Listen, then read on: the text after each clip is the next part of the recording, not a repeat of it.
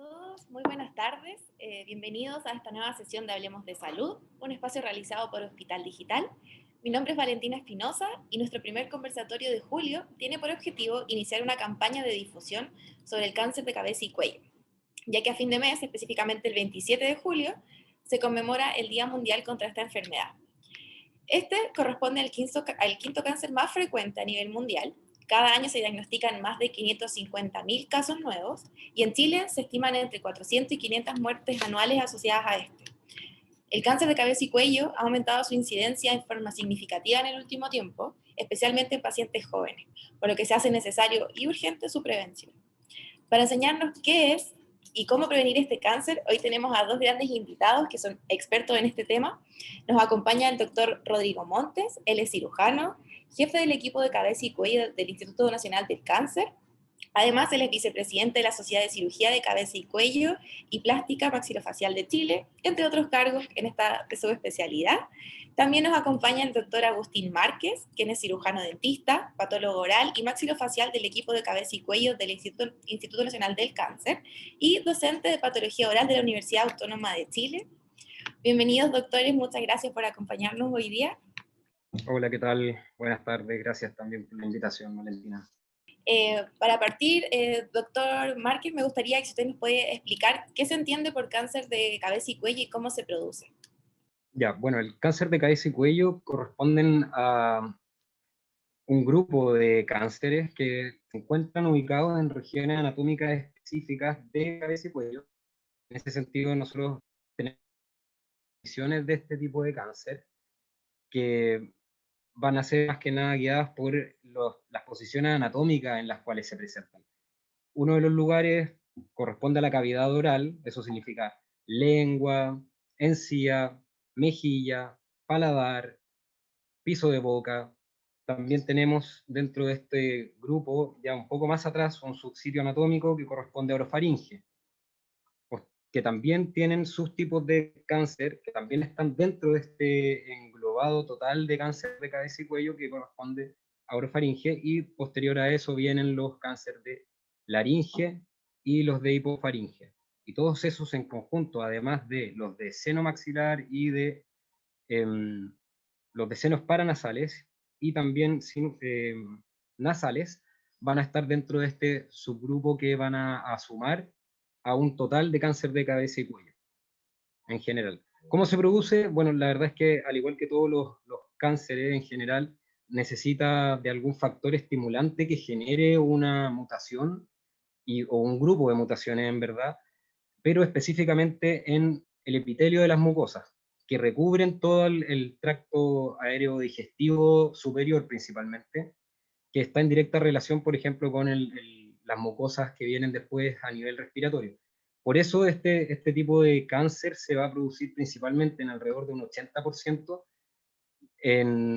van a estar directamente relacionados al consumo de ciertos elementos carcinogénicos que están principalmente asociados al tabaco, al consumo de tabaco y también promovidos por consumo de alcohol, por ejemplo. Eso es como, a grosso modo, la definición que podríamos encapsular un poco. Aquí el doctor Montes también puede ayudarnos un poco en cómo definir esto. Quisiera saber si nos pudiera seguir contando también de qué manera impacta la calidad de vida de los pacientes que presentan algún tipo de este tipo de cáncer. Mire, la verdad es que lamentablemente este tipo de cáncer tiene un impacto bastante fuerte en los pacientes que, que conlleva muchas veces parte del tratamiento un proceso mutilante, y si es que no fueran tratados, obviamente también afecta mucho la calidad de vida de este paciente que se ve afectado por el cáncer de cabeza y cuello, independiente del subsitio anatómico que se ve afectado. Ya eso es uno de los grandes problemas que tiene el cáncer de cabeza y cuello, que a diferencia de, por ejemplo, algún otro sitio anatómico, por ejemplo, eh, estómago, podríamos poner algún ejemplo de algún órgano visceral, están cubiertos y es mucho más sencillo realizar el tratamiento, y que el impacto, primero, no sea visual, y segundo, no afecte grandes componentes de pilares necesarios del paciente para mantenerse con una con una calidad de vida necesaria o mínima. Entonces, en general, tiene un gran impacto siempre y cuando sean detectados de manera tardía, y ese es otro problema que tiene este tipo de cáncer, que lamentablemente estamos llegando tarde a ello. Y siguiendo con usted, doctor, ¿cuáles son los principales factores de riesgo que predisponen a las personas a sufrir esta enfermedad? Bueno, como le comenté, el principal factor de riesgo, obviamente a medida pasa la edad, van aumentando los riesgos, pero estos están mediados 100% por carcinógenos. Estos carcinógenos están presentes principalmente en el consumo del tabaco. El proceso de combustión del tabaco libera un sinnúmero de carcinógenos que van a afectar los epitelios, y eso va a provocar en algún punto mutaciones suficientes que van a producir el proceso de transformación maligna del epitelio, de la mucosa. Cuando ocurren estas cosas, obviamente las células de la mucosa que recubre nuestras cavidades de la boca, la lengua, estas van a empezar a duplicarse las células, a hacer replicación, que va a producir el tumor per se. Obviamente eso va a depender del tiempo que haya sido afectado, o sea, el carcinógeno, en este caso el factor de riesgo, el tabaco principalmente, como les comenté en un principio, normalmente está mediado por la cantidad de tabaco que yo consuma. Entonces, a mayor cantidad de tabaco en mi vida que que haya estado expuesto a él, obviamente voy a tener mayor riesgo de que se genere esta enfermedad, y puede ser en cualquiera de estos subsitios que yo le había comentado previamente. Sin embargo, existen algunos otros condicionantes o factores que también vienen de la mano. El tabaco, si es que se mezcla con alcohol, va a aumentar su capacidad de desarrollo mutacional y las posibilidades de que se genere este cáncer. Entonces, normalmente lo que uno busca en las campañas de concientización es disminuir, obviamente, el consumo y acceso al tabaco, y también de la mano el consumo del alcohol. Por otro lado, también existe un subgrupo que es menor, pero no menos importante, que corresponden a todos aquellos cánceres que son más prevalentes en orofaringe, que corresponden a los del virus papiloma humano, los que vienen asociados a virus papiloma humano. Entonces, en orofaringe actualmente alrededor de un 70% de los cánceres que se producen en esa ubicación van a estar relacionados directamente a este virus. Bien, entonces en ese punto ese es el segundo factor más importante. Siempre hay algunas situaciones específicas que salen de la norma. Por ejemplo, pacientes que tienen el sistema inmune deprimido o suprimido por algún tipo de terapéutica o por alguna enfermedad, también tienen mayor riesgo de producir este tipo de cáncer. Doctor, y siguiendo un poco también, ¿cuáles son los síntomas y cómo se realiza el diagnóstico? Eso va a depender mucho nuevamente del subsitio anatómico. Lamentablemente, para que se produzcan síntomas, tiene que haber pasado bastante tiempo del desarrollo de esta neoplasia. Y dependiendo del subsitio, el tiempo de evolución de la neoplasia, obviamente vamos a tener distintas sintomatologías. La principal, cuando ya está avanzado, es dolor. Es molestias en algún caso, y dificultades, por ejemplo, si es en subsitios como la lengua, dificultades para hablar, dificultades para tragar, como podría ser en orofaringe o a nivel laringio. El, Normalmente también viene asociado a parestesia y a pérdida de la sensibilidad en relación al sitio anatómico, que puede ser lengua, mandíbula, puede ser también a nivel de la laringe, dificultad para fonoarticular y también para poder hacer algún tipo de sonido, ¿ven? Cuando está afectada la laringe principalmente. En base a eso, normalmente el paciente que está desarrollando, por ejemplo, un cáncer de laringe, normalmente va a acudir con problemas, con disfonía principalmente, con problemas para poder eh, generar sonidos y también para desarrollar el habla normal. Entonces van a venir roncos, que es como un síntoma claro o bastante común, frecuente en este tipo de pacientes. Muchas gracias, doctor Márquez. Doctor Montes, no sé si a usted le gustaría complementar algo de lo que nos ha contado el doctor Márquez hasta el minuto.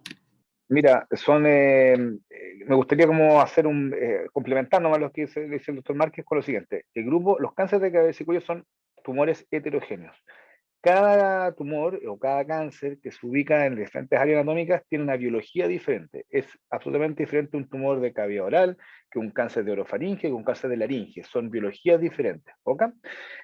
Hay un gran grupo, que es lo que comenta el doctor Márquez, que son los cánceres de vía aérea digestiva superior, que son todos los de la cavidad oral, senos paranasales, orofaringe, laringe, hipofaringe, y esófago cervical. Y otro grupo son lo que son de las glándulas salivales, tanto parótidas, submandibulares, y también la glándula tiroide, que es un tema sumamente relevante en el área de cabeza y cuello. Y además de esto son todos los cánceres de piel que están asociados en el área facial, que está la más expuesta al sol. Dicho eso, dentro de los factores de riesgo, como dice el doctor, los VATS, los vías aéreas superiores, los tumores de vía aérea superior, lo más importante es el tabaco, alcohol, la sinergia entre ellos, que aumenta muchísimo el riesgo, y el virus papiloma humano. Eso es lo más importante. En relación a los otros tumores de glándula salival, en general no hay mucha información de por qué se producen, y lo que es cáncer de piel es muy importante la radiación solar. ¿Ya? Ese es como el otro gran grupo de enfermedades. Y del punto de vista del desafío terapéutico, el concepto de calidad de vida es central. ¿Ya? Estos pacientes, el tratamiento, habitualmente son tratamientos multimodales, más de una sola línea de tratamiento, se combinan entre cirugía, radioterapia, quimioterapia, producen una mutilación muchas veces y una alteración de las funciones gravísima. Y eso tiene que ir acompañado, el tratamiento se entiende hoy en día, el tratamiento, no solamente el tratamiento, la curación de la enfermedad oncológica, sino que al mismo tiempo preocuparse de lo que es la rehabilitación, reconstrucción de estos pacientes. Entonces va de la mano, es un desafío enorme. La idea, como siempre decimos, no es sacar una enfermedad y dejar otra, porque tú puedes sacar un tumor del área de cabeza y cuello, y como bien decía el doctor Márquez, es imposible ocultarlo, pero puedes dejar un paciente postrado, ¿cierto? Y que el fondo, o que socialmente inhabilitado va a poder tener una conversación, ir a trabajar, etcétera. Entonces no sacas nada, es absurdo operar a un paciente o irradiarlo y dejarlo sin tumor, pero con una incapacidad para poder reinsertarse socialmente. Doctor Montes, y ya nos ha mencionado harto con respecto a los factores de riesgo. Sabemos que estas son una enfermedad que afortunadamente se puede prevenir. ¿Qué otro énfasis que más nos puede contar en torno a las formas de prevención? La forma de prevención, ¿sí? Mira, lo primero que todo son los cambios de hábito, es decir, el dejar el tabaco y la moderación en el consumo de alcohol. Eso es lo principal. También hay que decir que el virus papiloma humano, como lo comentó el doctor Marque, hoy día se considera que el cáncer de orofaringe es una epidemia, aunque es bajo en proporción, en frecuencia. El aumento de los últimos 25 años en Estados Unidos fue de un 225%, es una locura, pero el número absoluto es bajo. Y esto está asociado al hábito sexual, ya la cantidad de parejas sexuales que tú has tenido y los hábitos sexuales. Entonces, de alguna manera también el manejo de una sexualidad sana y segura también va a ayudar a que también disminuir la incidencia de pacientes con cáncer de este tipo, y obviamente la vacunación contra el virus papiloma humano también juega un rol sumamente relevante, por eso que ha ido cambiando esto de primero mujeres, después estos hombres, y ahora las edades también han ido cambiando, porque también va a tener un impacto que no lo vamos a ver ahora, lo vamos a ver en 15 años más, 20 años más, o más todavía, 30 años más, vamos a ver la disminución de esta curva enorme que hay de pacientes con cáncer asociado al virus papiloma humano. Y, perdón, y lo otro sumamente importante es la no exposición en las horas peak al sol, y si lo vas a hacer, siempre obviamente ocupar factor solar y todas las medidas de protección como son el sombrero y otras cosas. Doctor Montes, y una vez diagnosticado, ¿qué tipo de cuidados debe tener la persona para el manejo de la enfermedad? Una vez diagnosticado, lo que pasa es que, como te voy a insistir, es difícil darte una respuesta genérica, porque la verdad que son muchas enfermedades en un área reducida. Entonces tienen son enfermedades absolutamente diferentes. Ahora, lo principal es que cuando tú notas un aumento de volumen en el cuello, un ganglio que se ve raro, una lesión en la lengua, una lesión que sangra a nivel de la piel, o un nódulo, un aumento de volumen en la región tiroidea, en la región anterior del cuello, hay que consultar. Y en base al examen físico se van a asociar algunos exámenes como ecografía, escáner y otras cosas, y con eso se puede ir, ¿cómo se llama? Se puede ir buscando y tratando de entender cuál es el diagnóstico que tiene ese paciente. Y con respecto al tratamiento, ¿qué tipo de tratamiento existe para este tipo de cáncer? Mencionaron ya la cirugía, ¿hay algún otro tratamiento importante a destacar con respecto a esto? Claro, vuelvo a hacerte hincapié que son muchos tumores diferentes, son cánceres como decir infección. Hay infección por COVID, COVID leve, COVID grave, hay por, no sé, VIH, por una infección por un estafilococo, es decir, es muy heterogéneo, cada uno se trata de forma diferente, unos con antibióticos, otros con antivirales, otros no sé, otros antes que esperar que pasen los síntomas, es decir, esto es lo mismo. Hablar de cáncer de cabeza y cuello es un pupurrí de enfermedades que tienen absolutamente un tratamiento que difiere mucho. Ahora, en general, los cánceres de cabeza y cuello propiamente tal, que son estos de la vía aérea superior, como te decía, el pilar del tratamiento es quirúrgico hasta la fecha, asociado a la radioterapia. Ya en la gran mayoría de los pacientes en estado avanzado, que son los estados 3, 4, que cual se presentan más del 50% de los pacientes se presentan en estado avanzado, el tratamiento es quirúrgico asociado a radioterapia. Y la quimioterapia tiene un rol menor, pero lo tiene en algunos casos específicos. Doctor, y con respecto a todo lo que nos ha contado, ¿nos podía explicar así, a grandes rasgos? Lo entendemos, pero ¿por qué es tan importante conmemorar un Día Mundial del Cáncer de Cabeza y Cuello? Lo que pasa es que hay un problema social y de educación respecto a los cánceres de esta región. La verdad como que, mira, hay lugares, hay enfermedades que por prevalencia y también por un contexto social y político están en la conciencia de las personas. Ya, por ejemplo, el cáncer de mama, el cáncer de estómago, el cáncer de recto, el cáncer de piel, lo mismo. Ya la gente tiene noción de que esto existe y existe una cultura de entender que hay que prevenir, etcétera. En la mamografía, ¿cierto? El Papá Nicolau para los pacientes que tienen cáncer, para las mujeres, el cáncer cervicuterino. Pero la verdad que nadie se levanta en la mañana y dice voy a ir al cirujano de cabeza y cuello.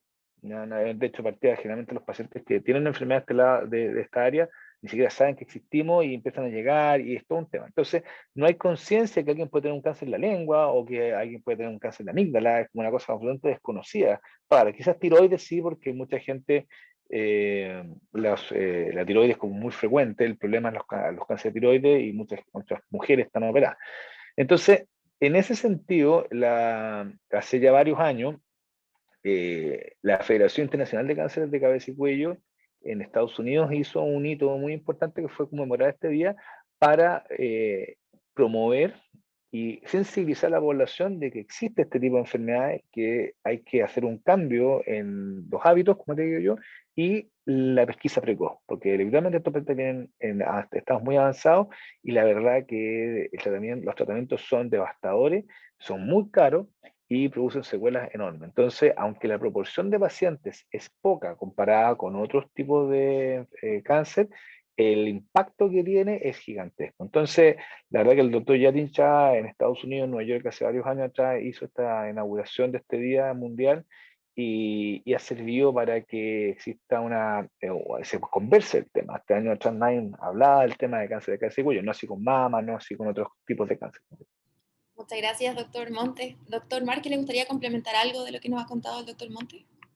Bueno, sí, hacer un poco el énfasis con lo que el doctor decía al respecto de, de qué manera cuidarnos y de qué manera tratar de hacer la prevención. Básicamente es un poco estando en este tipo de instancias en las cuales se genera difusión y en las cuales tratamos de entregar un poco la información que tenemos nosotros, tanto los equipos de cabeza y cuello como también el patólogo oral en nuestro caso, que están en este ambiente y nos movemos como profesionales en la cavidad oral al final y en cabeza y cuello, que nos compete a nosotros. Entonces, esa difusión y ese proceso tenemos que tomarlo nosotros y por eso se genera este espacio de conmemoración y tratar de entregarlo y bajarlo a la población. Al final, ese es uno de los puntos más complejos para poder sensibilizar, como bien dice el doctor, y por lo mismo se agradece en esta instancia, Valentina. Nosotros felices también de ayudar en eso. Nos han llegado bastantes preguntas en el chat. Una de las preguntas que nos llegan es, ¿hasta qué edad es recomendable la vacuna contra el papiloma y cuál es la edad más idónea? Entonces, doctor Márquez, ¿usted nos puede contestar esa pregunta? Sí, por supuesto. Mira, la verdad es que la vacuna del virus papiloma, que en este momento de Gardasil no es el nombre comercial y que se está moviendo en general, tiene como recomendaciones actuales hasta los 47 años en población varón o mujer, no importa el sexo en este sentido, y obviamente el beneficio se ve mucho más relacionado a las mujeres, pero se ha demostrado que existe beneficio también cuando tanto hombres como mujeres son vacunados por esta vacuna, y obviamente el mayor beneficio se lo lleva a la población más joven. Mientras más precoz es el acceso a la vacunación, más protegido vamos a estar y más protegido va a estar nuestro medio del el proceso de adquisición del virus. ¿Ya? Entonces, esta vacuna está hecha para protegernos a 9 cepas distintas del virus papiloma humano, y son cepas que están más relacionadas con, o que se conocen como de alto riesgo, que son las más relacionadas al desarrollo de cáncer de orofaringe principalmente. Y también estamos protegiendo del cáncer cervicouterino. Siguiendo, han llegado de verdad muchas preguntas en el chat. Doctor Mote, ¿usted nos puede ayudar con la siguiente pregunta? ¿El factor hereditario podría ser una de las causas de este cáncer o no aumenta el riesgo en caso de tener algún familiar que haya tenido un cáncer de este tipo? Mira, no, en general no hay a ver, vuelvo a insistir, son muchos tipos de tumores. Lo que es cavidad oral y los de vía digestivo superior, en general no. Ya no hay una asociación genética o un estudio genético específico no hay familias de esto en general, no está asociado a hábitos. Tiroides, en un grupo pequeño sí, hay cáncer tiroides familiar, y obviamente las mutaciones que son de un cáncer muy poco frecuente, afortunadamente, que es muy agresivo, que son los cánceres medulares del tiroides, y eso sí hay un porcentaje pequeño, que solamente un 25% de ellos está asociado a una mutación de un red, de un protoncogen que se llama red, que hay que estudiarlo siempre cuando tiene un cáncer medular de tiroides. Pero el resto de los tumores no. En melanoma hay toda una discusión, hay un grupo de melanoma familiar también, pero que el estudio genético no se realiza de manera habitual porque no tiene mucho impacto en el seguimiento. Pero te diría que de todos los cánceres de cabeza y cuello, hay un grupo de cáncer de tiroides papilar asociado familiar, que se llama, que hay una tendencia familiar. Está el cáncer medular del tiroides, que sí o sí hay que estudiar el protoncogen red, que sí hay grupos que están fuertemente asociados a eso. Y el melanoma, como digo, también hay melanomas familiares, que también están asociados a algunas mutaciones conocidas. Y doctor Mate, siguiendo con usted, también nos preguntan si en chequeos preventivos se hacen exámenes para la detección de algún tipo de cáncer de cabeza y cuello. Mira, la verdad es que sí, no. Es decir, no existe una pauta como en sentido, como un Papa Nicolau, como mamografía, con test de screening, ya normal. Acá el screening se tiene que entender que son medidas poblacionales que lo que buscan es que disminuir la mortalidad en base a un gasto de salud específico. Eso es lo que están buscando. El tema de la mamografía es poder encontrar tumores precoces, ¿cierto? Para poder tratar en forma más precoz, más económica y salvar más vidas. Lo mismo con el cáncer de colon, que hace las colonoscopías, la endoscopia digestiva para el cáncer gástrico, etc. En cabeza y cuello no existe un protocolo o un test de screening habitual en nuestra sociedad. Ya eso va cambiando según los lugares del mundo que uno examina. De hecho, no es recomendado, y es súper importante, hacer, por ejemplo, ecografías profilácticas por el cáncer de tiroides. Eso está demostrado, por ejemplo, hace el año 2010, está publicado hace mucho tiempo, en Corea se cometió un error de hacer un screening de cáncer de tiroides en base a ecografías tiroideas, y se encontró una población enorme de pacientes con nódulos tiroideos pequeños que resultaron ser cáncer, se trataron con un costo de salud altísimo, pero lo más importante es que la curva se mantuvo plana, es decir, no cambió, no hubo un impacto en la sobrevida, ¿ya? Entonces, si tú no cambias la sobrevida de estos pacientes, no tiene ningún sentido hacer un screening. Y en el caso, y más que screening, lo que pasa es que diría yo que uno de los cánceres bastante frecuentes y son muy complejos, y que están al alcance de la mano, diría que el mejor screening por parte de los médicos es examinar la boca, que es algo que nosotros no hacemos. Ya, si tú no vas al otorrino, no vas al dentista, la verdad que nadie te examina la boca. Y ahí están ahí mismo los tumores y se ven. Entonces, eso es una cosa, diría yo, que guarda una importancia relevante el examen físico completo y de la cavidad oral.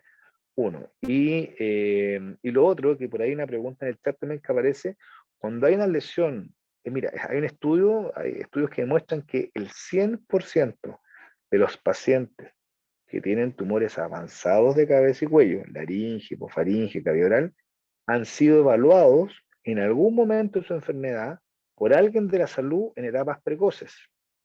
Es decir, que falló el diagnóstico por alguien de la salud, ya sea odontólogo, médico, lo que sea.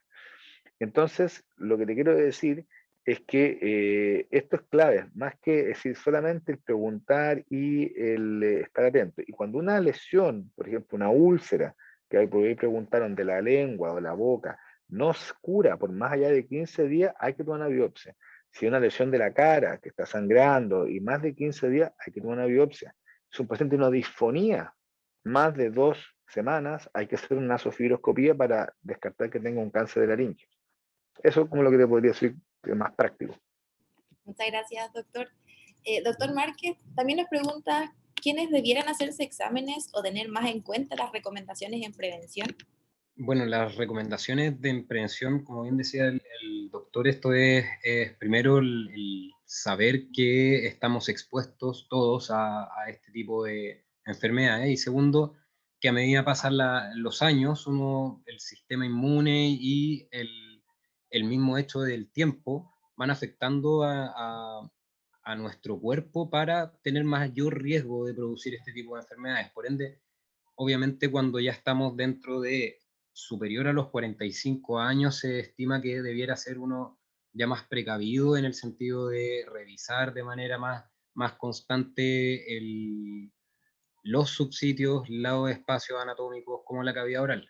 Eso es acá dentro del proceso de prevención, efectivamente un pilar fundamental al cual nosotros siempre tratamos de apuntar es a la educación al profesional, que en ese sentido es al cirujano dentista, al otorrino, al fonoaudiólogo, a la enfermera, y en ese sentido también tenemos un foco puesto en el paciente, que ellos, la cavidad oral especialmente, es un área anatómica y obviamente tiroides y la cara son espacios que son sumamente sencillos de revisarse uno. Entonces, en la prevención existen algunas campañas que enseñan cómo uno debiera mirarse por lo menos una vez cada cierto tiempo, no menos de una vez al año por lo menos, revisarse uno de manera consciente la boca, la piel, obviamente de la cara, que es un espacio muy expuesto a la radiación, y también la tiroides en el caso de mujeres principalmente, y sospechar en cuanto uno vea estos cambios como los nódulos que el doctor Montes describía recién.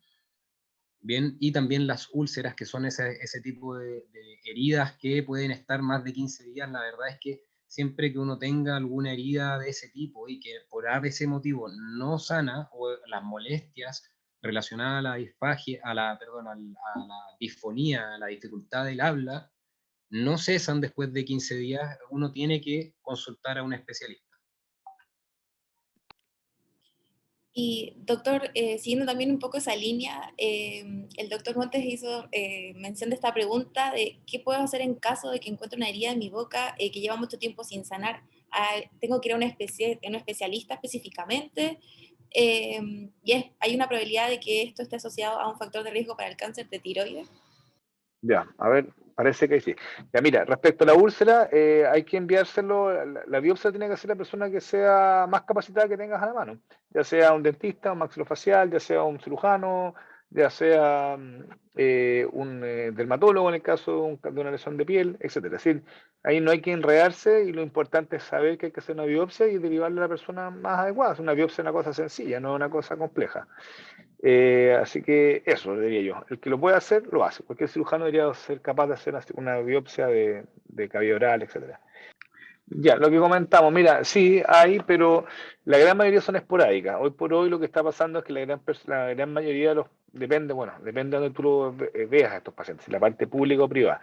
En general, en la parte privada cada vez vemos más cáncer de tiroides que son más pequeños, que son como hallazgos. Se hacen una ecografía, un scan, un PET por alguna otra cosa y aparece una lesión de 1,5 centímetros y se estudia y se encuentra. Eso es como lo más frecuente.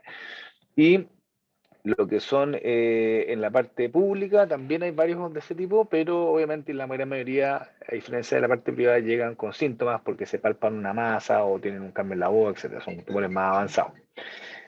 Eso en general. Ahora, si es que hay un factor de riesgo, es la irradiación precoz, que ya hoy en día, cuando niños, muchos pacientes se irradiaron por cánceres de tumores cerebrales, y uno ve que esos tipos de radiaciones, que son de línea media, hacen pacientes pediátricos, cáncer de tiroides en edades, fondos pequeños, menos de 15 años, y son sumamente agresivos. Antes se irradiaba el acné también, y también habían pacientes de ese tipo, pero hoy en día es muy poco frecuente. Hay una asociación, como te digo, de algunos pacientes que tienen familias, mamá, hermana, con cáncer papilar de tiroides, se llama cáncer papilar familiar.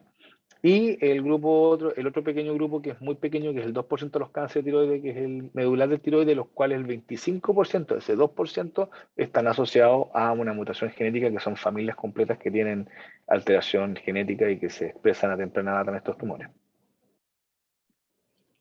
Gracias, doctor. Doctor Márquez, también nos preguntan si de los cánceres asociados obviamente de cabeza y cuello, ¿cuáles son los más frecuentes? Bueno, ya el grupo de cáncer de cabeza y cuello es acotado, es un número pequeño. Bien dijo que están dentro de la sexta y quinta posición en los cánceres cuando uno hace el acumulado, el global, pero cuando uno empieza a desglosarlos, nos encontramos que cavidad oral sigue estando dentro en este subgrupo, es el más común. Y cavidad oral, como les dije en un principio, los sitios anatómicos de toda la boca pueden estar afectados con algún tipo de cáncer en ese punto. Y si podemos sumar, bueno, a veces se podría sumar en los cánceres que afectan las glándulas salivales. En este caso hay glándulas salivales en la boca que pueden estar afectadas también y que pueden aparecer como tumores dentro de ellas. Muchas gracias, doctor. Y ya la última pregunta que nos llega, si usted nos puede ayudar, ¿el cáncer de cabeza y cuello es secundario a otro cáncer? En principio no. Ya. En general no, hay casos y casos, por supuesto, pero habitualmente son tumores primarios. Muchas Sí. gracias. Yo si pudiera agregar un poco algo importante dentro de esto del concepto de cáncer primario o secundario, la verdad es que cuando están relacionados a tabaco y alcohol, muchas veces se puede ver que tengamos pacientes que presenten segundos primarios en relación o sincrónicos o metacrónicos, o sea, que estén al mismo tiempo, que se presenten posterior en el tiempo en alguna otra área del cuerpo, principalmente vía aerodigestiva superior. Eso se ve bastante en los pacientes que fuman, con un alto índice de tabaco que estén fumando, obviamente. Muchísimas gracias, doctor Márquez. Ya estamos llegando al final de este espacio. Muchísimas gracias a los dos nuevamente por acompañarnos. Quisiera también agradecer a todas las personas que se conectaron el día de hoy. Les recordamos que el video de esta entrevista y de todas las entrevistas anteriores va a estar disponible en los próximos días en nuestro canal de YouTube, que pueden ver el link en la pantalla. También los invitamos a que puedan seguir nuestras redes sociales y que también conozcan cuáles son nuestras próximas charlas en línea. Y los esperamos para el próximo martes 13 de julio a las 14 horas para una nueva sesión de Hablemos de Salud. Muchísimas gracias a todos y que estén muy bien. Hasta la próxima.